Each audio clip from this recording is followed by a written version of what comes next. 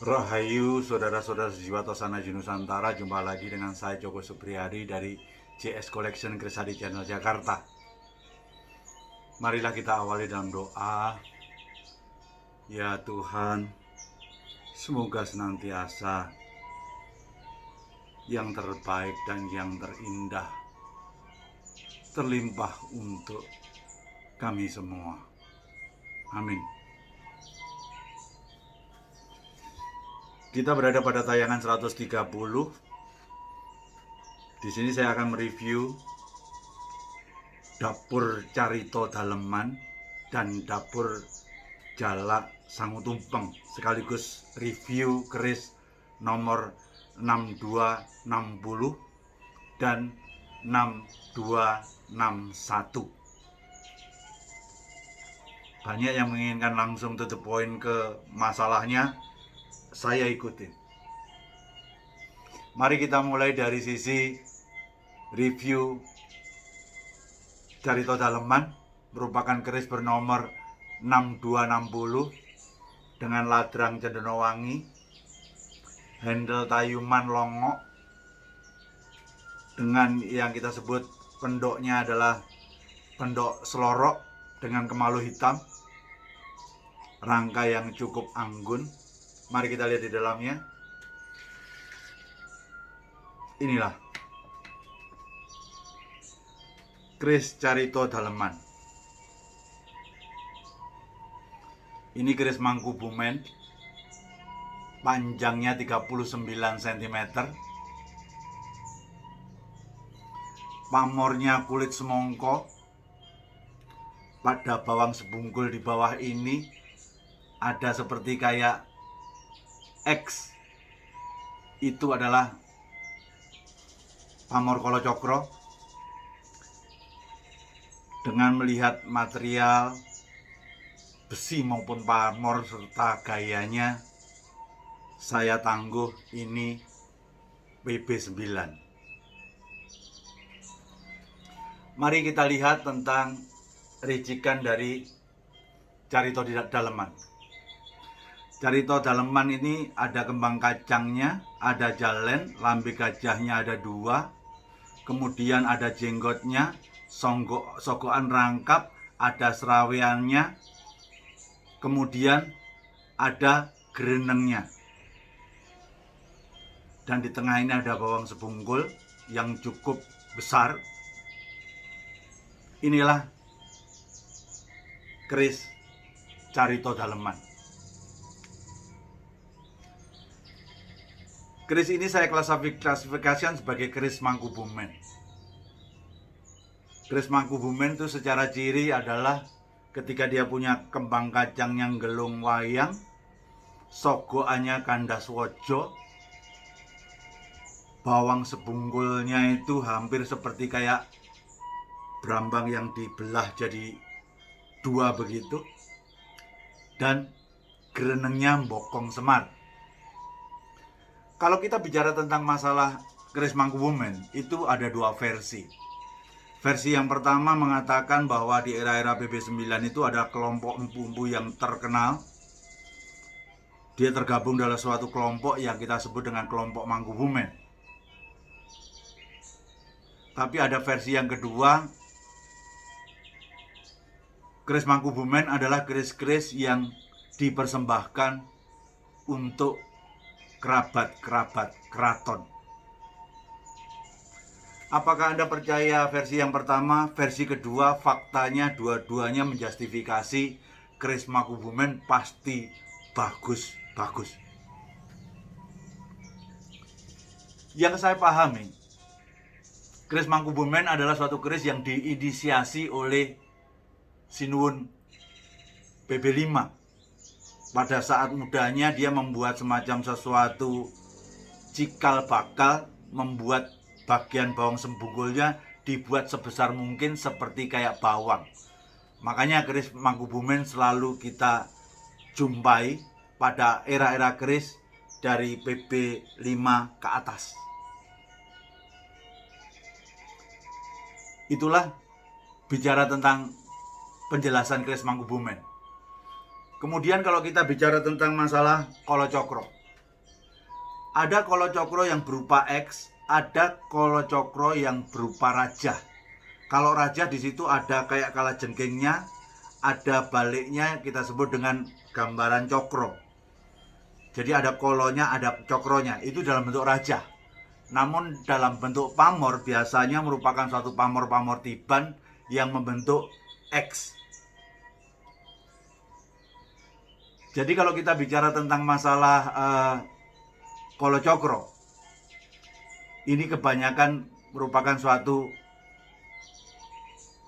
pamor-pamor tiban. Namun satu hal yang perlu kita pahami,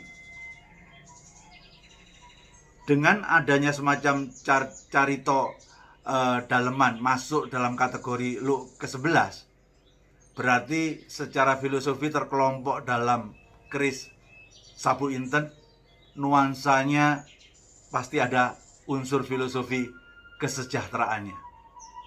Maka dari itu, kalau kita ingin memahami filosofi daripada carito daleman, carito daleman itu lebih bersifat cerita tentang pakem kehidupan yang benar. Jadi di dalamnya ada pitutur ataupun ada suatu nasihat yang luhur. Misalnya kalau kita bicara carito keprabon, itu bicara tentang seputar tentang sifat sebagai seorang prabu atau pimpinan itu seperti apa.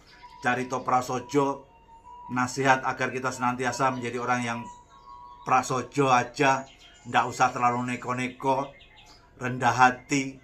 Jadi itu sifatnya adalah semacam satu yang kita sebut nasihat-nasihat luhur. Sehingga kalau kita berbicara tentang filosofi carito daleman, menurut saya carito daleman ini mengajarkan tentang tata laksana berumah tangga yang baik, termasuk dalam menjalankan peran diri yang benar dalam rumah tangga itu.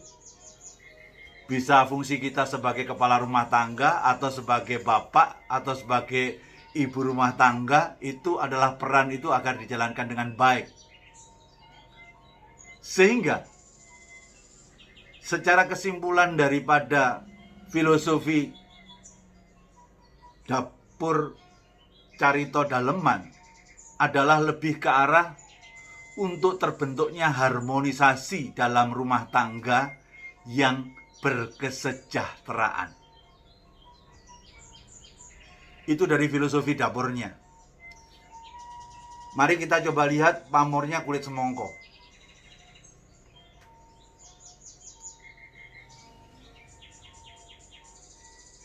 Pamor kulit semongko itu memberikan semacam suatu dua hal. Yang pertama adalah terkait dengan unsur kesejahteraan, dan kedua adalah untuk kemudahan dalam pergaulan.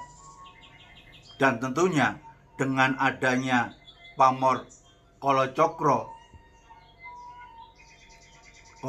secara filosofis lebih ke arah penolak guna-guna. Sehingga secara keseluruhan dapur carito daleman pamor kulit semongko yang ada kolocokronya lebih ke arah untuk sebagai semacam sesuatu harmonisasi dalam rumah tangga yang berkesejahteraan dan diperkuat oleh aspek kesejahteraan pada kulit semongkonya dan dimudahkan dalam suatu pergaulan. Sekaligus pusoko ini juga memberikan semacam sesuatu sarana untuk tolak balak, khususnya untuk sebagai penolak guna-guna. Inilah dapur carito daleman keris Mangkubumen yang mungkin Anda bisa saksikan lebih detail lagi pada website kami nomor 6260. Langsunglah kita masuk kepada keris yang kedua, yaitu keris nomor 6261. Keris ini dikenal dengan istilahnya jalak sangu tumpeng. Panjangnya adalah 33,6. Saya melihatnya pamornya Dwiwarno pada sisi atas nogo rangsang pada sisi bawah membentuk pamor toyo mambek. Banyak orang sangat suka dengan sensasi keris ketika yang namanya pamornya itu pamor deling. Ada sebagian satu pamor akodiat yang lebih terang daripada pamor yang lainnya. Namun di keris ini Anda susah untuk menemukan. Karena dari ujung sampai ke bawah semua pamornya adalah pamor deling semua. Sehingga benar-benar semuanya grenjeng. Secara tangguh, keris ini saya tangguh, keris tangguh HB Sepuh. Mari kita lihat pada rincian jalak sangu tumpeng. Jalak sangu tumpeng adalah bergandik polos, ada tikel alisnya, sogokannya 2, dan kemudiannya bergereneng polos, ada tinggilnya. Inilah gambaran-gambaran, tentunya ada seraweannya. Inilah gambaran daripada keris lurus jalak sangu tumpeng. Keris jalak sangu tumpeng adalah suatu keris yang terasa sangat wingit dan relatif langka. Makanya nggak heran kalau Anda ke Keraton Jogja, ada salah satu pusaka andalan Keraton Jogja yang dia tingkatan kerisnya adalah merupakan sesuatu tingkatan tertinggi, gelarnya Kanjeng Kiai Ageng. Kanjeng Kiai Ageng Kopek namanya. Dan itu berdapur jalak sangu tumpeng. Ada satu lagi pusaka andalan Keraton Yogyakarta dengan gelar Kanjeng Kiai, yaitu Kanjeng Kiai Danuwara.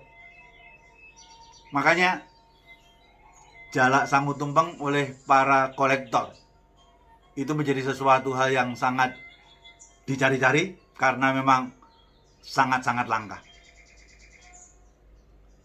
Balik lagi kepada semacam apa yang saya sebut dengan nogorangsang. Nogorangsang itu sejatinya adalah sebuah pamor, di mana pamornya itu seperti kayak ron genduru tapi terbalik.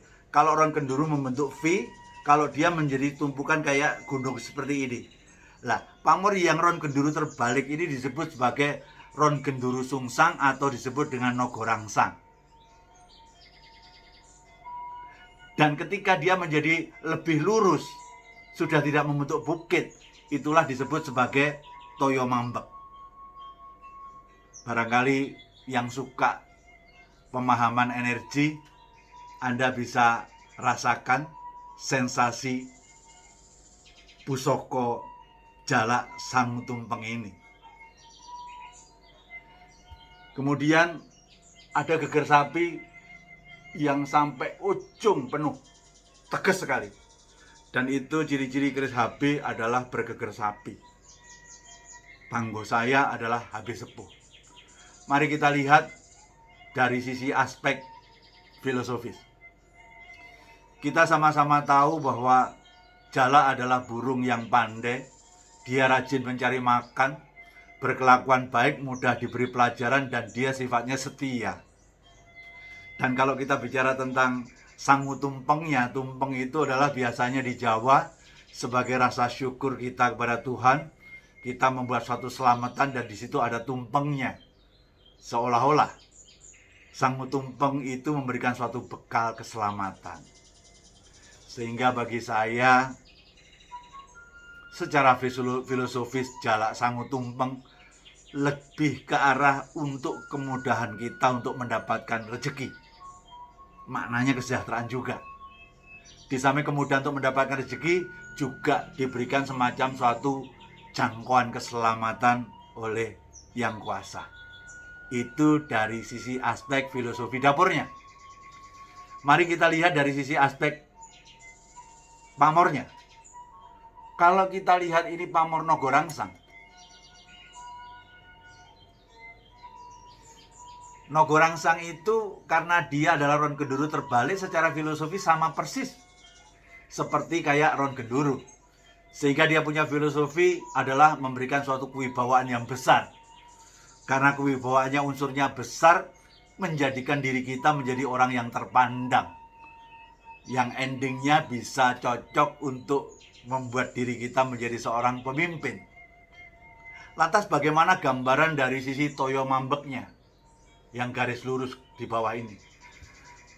Toyo mambek membuat diri kita menjadi pribadi yang efisien, pribadi yang irit, bukan pelit ya. Sehingga karena kita menjadi pribadi yang efisien, itu akan bisa mengarah kepada semacam suatu penumpukan harta. Sehingga secara keseluruhan Anda tinggal simpulkan secara filosofi dapurnya apa, filosofi pamornya apa, dirangkai menjadi satu. Itulah sisipan doa yang diberikan empu di dalam pusaka tersebut.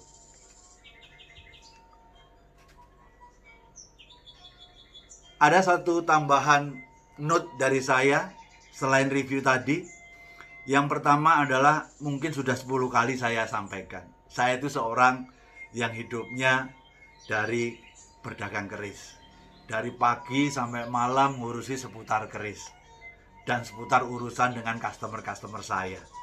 Kalau saya punya waktu luang, saya sharing pemahaman saya melalui YouTube ini.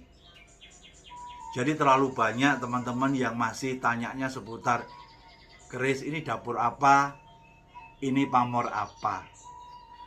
Saya tidak ingin Anda hanya menjadi orang yang tinggal mendapatkan suatu makanan. Saya ingin Anda juga berusaha untuk mendapatkan makanan tadi. Makanya saya rekomendasikan, belilah buku dapur dan pamor. Itu fotokopian murah sekali. Rasanya ketika Anda bisa menemukan sendiri dapur dan pamor yang ada dalam keris Anda itu, Anda juga akan bangga. Merasa Anda tidak perlu siapa-siapa membantu karena Anda sudah dapatkan pakemnya. Kemudian kalau tanya tangguh, maaf ya, tangguh itu sesuatu pertanyaan yang sangat berisiko besar buat saya. Kalau sampai meleset, ya taruhannya nama dan lain sebagainya. Makanya saya nggak bisa menangguh, hanya dikasih gambar keris, suruh nangguh. Wah, nangguh itu harus buka pesi, coba lihat kurusi, gradasi, coba lihat dari semuanya, observasi fisik itu secara menyeluruh. Walaupun saya tangguh itu kira-kira, tapi tetap saja kalau bisa ya dikira-kira mendekati daripada realitas yang sebenarnya. Makanya kalau urusan tangguh, silahkan bawa keris Anda ke toko. Saya bantu observasi gratis. Sudah banyak beberapa orang yang datang ke toko bukan untuk memahari keris, hanya bertanya tangguh, sehingga risiko besar itu menjadi minim karena sama-sama kita bisa lihat dan saksikan keris itu keris tua atau baru, keris tangguh mana, dan Anda bisa dapat belajar juga. Jadi mohon maaf, pertanyaan tentang dapur dan pamor sebaiknya Anda beli buku kopian yang sangat murah itu. Dan untuk tangguh, kalau Anda memang bermasalah di sana, silahkan bawa kerisnya ke toko kami. Saya bantu gratis. Mohon maklum nggih. Dan yang terakhir, bagaimana cara menggunakan web? Saya sudah katakan, website saya anggap aja sebagai kayak museum digital. Karena di dalamnya itu lebih dari 3.000 koleksi saya yang saya masukkan di situ. Memang ada yang tidak saya masukkan, tapi mayoritas saya masukkan di situ. Dengan demikian, Anda akan bisa mengetahui, cukup masuk melalui internet www.jscollectionkrisadi.com. Lah, website saya itu cukup lumayan canggih, Bapak Ibu. Cukup canggih. Anda masuk ke pencarian. Pencarian itu adalah kolom yang ada gambar kaca pembesar tadi. Anda klik. Anda mau dibantu dengan apa? Kayak keris sekarang ini. Anda tahu nomornya 6260. Di pencarian diklik, tulis 6260. Anda klik, akan keluar keris itu. Dapur apa, panjangnya apa, pamornya apa, tangguhnya apa, semua ada di situ. Tetapi kalau Anda tidak spesifikasi dengan nama, Anda ingin belajar tentang keris pajang, ya di pencarian tulis keris pajang, gitu aja. Klik, keluar semua keris pajang, sehingga akan Anda bisa gambaran pajang ini kok kayak gini ya tangguhnya, sehingga nanti Anda akan ketemu benang merahnya. Anda bicara tentang masalah Anda tidak mau tangguh, Anda pengen tahu dapur. Dapurnya adalah sangkelat. Tulis saja di pencarian sangkelat. Klik, semua puluhan sangkelat ada di situ. Sehingga dengan demikian Anda punya kesempatan untuk belajar, tapi sambil menggunakan website yang ada dengan luar biasa. Karena menurut saya website saya sudah cukup canggih dalam rangka untuk membantu. Tidak dijebak oleh sesuatu, Anda harus lihat dari awal satu-satu, tidak seperti itu. Cukup menggunakan semacam suatu kolom pencarian yang kaca pembesar tadi. Saya pikir cukup tayangan 130 ini. Demikianlah yang bisa saya sajikan kepada saudara-saudaraku sekalian sejiwa Tosana Haji Nusantara. Semoga bermanfaat. Senantiasa belajar berkeris, tidak untuk menjadikan kita ahli, untuk agar kita tambah cinta pada budaya Tosana Haji, dengan memiliki semoga tingkah laku kita diatur lebih adiluhung akibat filosofi yang terkandung dalam Tosana Haji tadi. Sehingga ending dari cerita ego kita akan menjadi lebih rendah, akan menjadi lebih pribadi yang lebih baik lagi. Jayalah budaya Tosana Haji Nusantara, pastikan budaya ini menjadi tuan rumah di negeri sendiri. Kalau bukan kita, siapa lagi? Kalau tidak sekarang, kapan lagi? Rahayu, Rahayu, Rahayu Sagung Dumadi. Nun. Jalak Sangu Tumpeng, pamor duwe warna, naga rangsang toya mambek.